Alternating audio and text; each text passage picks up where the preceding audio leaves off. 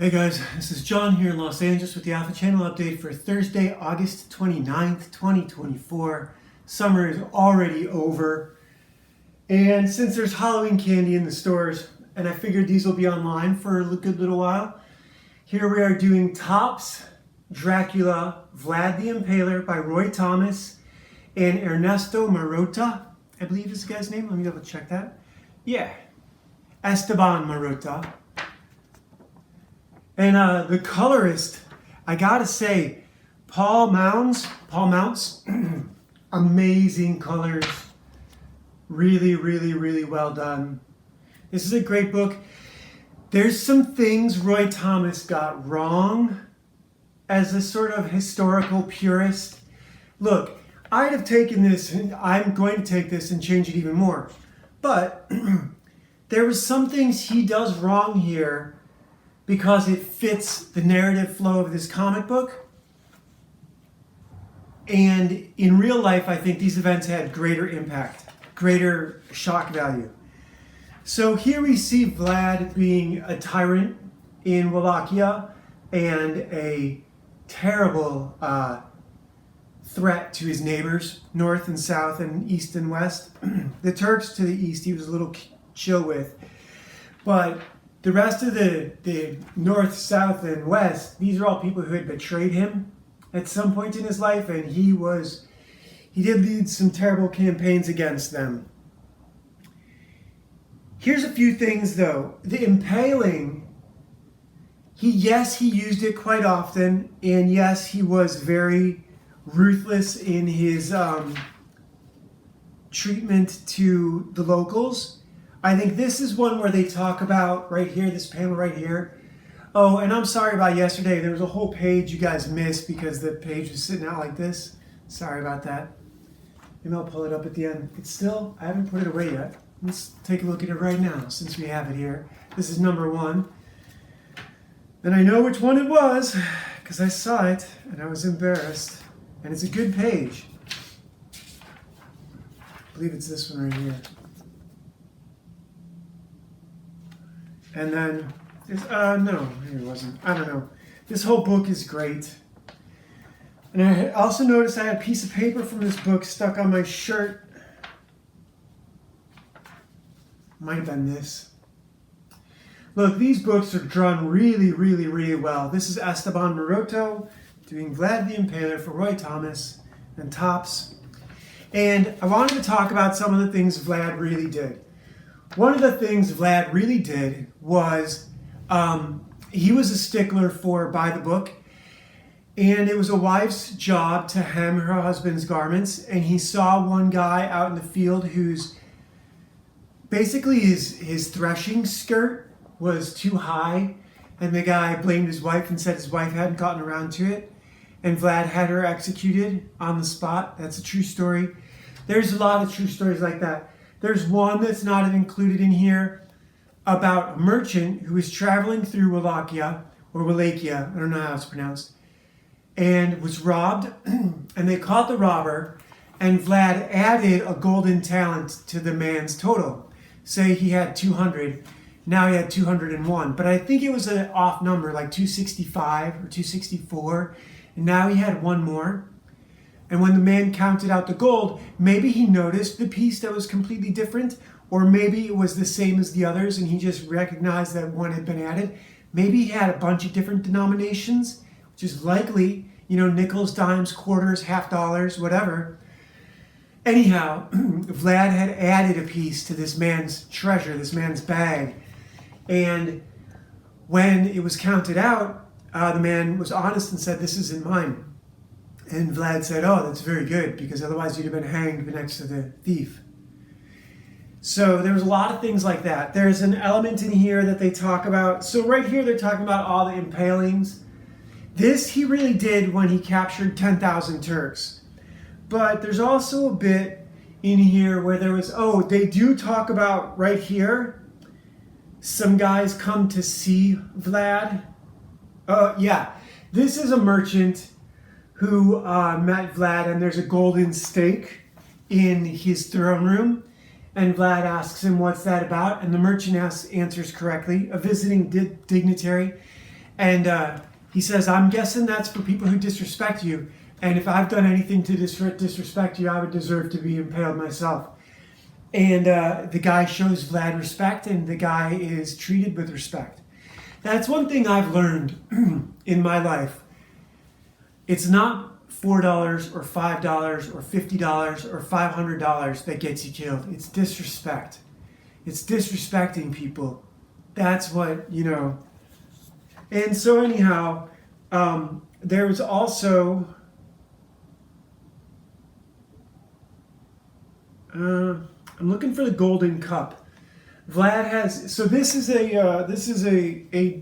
guy. Vlad is making dig his own grave, and this is on the cover actually, because this guy made Vlad's brother Mircea dig his own grave. Mirka, I don't know how it's pronounced. Maybe Mirka made him dig his own grave. And they buried him alive. Maybe they didn't make him dig his own grave, but they buried him alive. Vlad saves this guy the indignity of being buried alive and just decapitates him. Which, all those guillotines, sometimes in the movies they do this, where someone's been decapitated, and for a few seconds the head, like the eyes can move and stuff. If you think about it, most deaths are suffocation. Right? Your circulatory system gets impaired somehow, and your brain gets cut off of oxygen. So anyhow, this is a true story. These visiting representatives of Sultan Muhammad II, who the kid Vlad was in his court with as a young man. Vlad is actually a year older than him. He sends 2 emissaries to demand Vlad's continued allegiance, and they refuse to take off their turbans. So Vlad has spikes driven through their turbans into their skulls and sends them back to the Sultan. And there's also a bit in here about someone having lunch with Vlad. I think it was back a few pages. Let me back up. Where a visiting emissary is asked to dine with Vlad, but he's literally impaling people. Yeah, this is right here. So this emissary is going up the hill to have lunch with Vlad. This is a true story, but it didn't happen here. And Vlad is having his food among the impaled. But basically what's happening, impaling people, when the impaling happened, it was 10,000 Turkish soldiers. I'm going to tell that story when we get up further along. But Vlad did have lunch with a guy when he was having people impaled. And they said that he was drinking the blood of, or that he was dipping his bread in blood, but it was really just wine. Impaling people is serious work. They have to have horses do it. They have to grease up small trees, basically saplings, and then drive them through a person's torso. And they have to use ropes and horses and stakes, and it's a pretty gruesome business. And so my story is the Holy Roman Emperor has a bunch of fallen angels on retainer, and he sends them to work for Vlad. And they basically fight Vlad's battles. They do talk about the night attack in here, which is coming up right here. Vlad also sent a bunch of, this panel down here, Vlad sent a bunch of plague victims into enemy towns and enemy camps. He also attacked his enemies at night, I think at least once, but probably more often. This is the night attack right here. And he employed bears and cougars and wildcats and wolves and dogs and attacked the enemy camp while they were asleep. So that's a true story. He also was wounded. Here he takes an arrow to the thigh. And this is where Sultan Muhammad, they do regroup and they pursue Vlad. What Sultan Muhammad II was engaged in at this time, and he'd been doing it for quite a long while now, for a couple decades, he had been hiring European blacksmiths, clockmakers, bell makers, to make cannon for his warships. And he was taking these warships and attacking further east. But now he conquered further east and he was coming back west. And he wanted to sail up the Danube with these warships, with cannon that he had made, with German and French and European artistry. He'd hired their blacksmiths to make this. Europe was basically broke and decimated by the plague. We know Jews poisoning wells. Boy, the Jews are really getting it on Twitter, aren't they? Twitter, I saw Andrew Torba on Twitter yesterday. Andrew Torba owns Gab. Twitter now looks like what Gab looked like a few years ago. It is insane. So anyhow, Vlad had captured 10,000 Turkish soldiers and was doing a forced march across Wallachia from the Black Sea along the Danube. And then when he got far, it was coming this way actually, when he got far enough west, he is going north to Tirgovista. He turns away from the river and the road goes north. He had burnt every farm and salted every well from the Black Sea all the way back. And this is like some, I don't know, a couple 100 kilometers, I want to say, through Romania, modern day Romania. And I believe Bucharest is directly south of Tirgovista on the river. And that's where he would have turned north. And it had been rainy and it was fall weather. And the Sultan's armies were marching in the darkness. And Vlad had a 3 to 5 day head start on him. And he couldn't afford to feed the Sultan the 10,000 Turkish prisoners he had anymore. And so when he turned to go north, he started having them put to death. And he had them impaled on the road along the way. And the Sultan's army was coming. They had had no food and no sleep because they were salting the wells and poisoning the fields and burning the grain. So the Sultan's armies had to do a forced march. Their job was to catch Vlad, because if they catch him, they catch food, right? So they're coming up on him at dawn, and they come upon what is essentially called the Forest of the Impaled. This is a true story, and this is what Roy Thomas and this artist didn't get. They could have really captured this, and this still hasn't been captured in a film yet. I've read about it in books. And it's late night, and the mists have come in off the river, and they can't see anything. But when you get impaled, it sometimes takes 3 to 5 days to die, because you have a oiled spear driven up through your intestines, which separate a lot of things, but sometimes it doesn't completely destroy your circulatory system. And sometimes these people take days to starve to death or die of dehydration. And they're screaming and moaning in the darkness as the Sultan's troops come up the river road along the Danube. And they're to either side of the road. And no one can see them because of the mist and darkness. And so as the sun comes up and the dawn hits and the mist begins to dissipate, they see thousands upon, and they've been marching past them for a few miles now, thousands upon thousands of their impaled countrymen. Some of them they know and recognize. And that is where their will breaks and they turn around and go back home. And Vlad had nothing left to fight with. If they had kept coming, that would have been it. If they had fueled them with rage, then Vlad the Impaler wouldn't have continued his reign of terror for another 15 years. So that's what happens here. And Roy Thomas and Esteban Maroto missed the chance with that. There's also a gold chalice story, which has to be in here. It might be coming up and it might be behind us, where Vlad had a golden chalice set out at a well in Wallachia, in his hometown. Now, in this book, no one's allowed to drink from it. No one would ever dare.